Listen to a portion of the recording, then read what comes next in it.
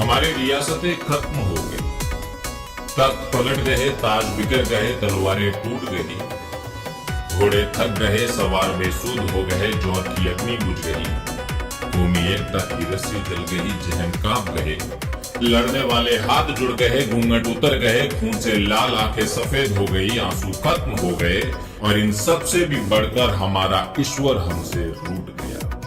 बच गई तो झूठी शान की मूंछें, शराब की लत, 36 कौम की बातें करने वाले कौमी, कांग्रेस और बीजेपी के पिट्टू, घर भरने वाले सेठ, ठासे ठासे के लिए लड़ते रिश्तेदार, और सबसे बढ़कर कुछ बच गए तो कौम की हालात के लिए आंसू बहाने वाले कौमी रक्षक। ये रक्षक लाठियां खा रहे हैं किसके लिए?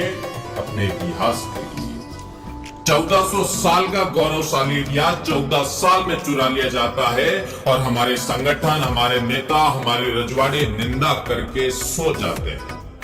अरे हम उस माँ के बेटे हैं जो कहती थी मत जाना, पर युद्ध भूमि से भागकर मेरा दूध मत ल जाना।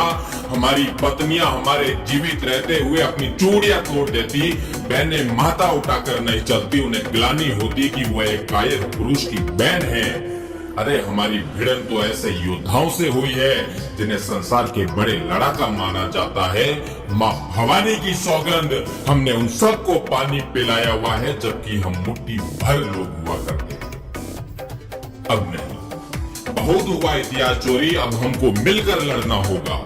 लड़ना होगा इतिहास को बचाने के लिए, लड़ना होगा सर उठाकर चलने के लिए। मुझे पता है लड़ने वालों की संख्या कम है, लेकिन हौसला तुम्हारी सोच से नहीं चलता।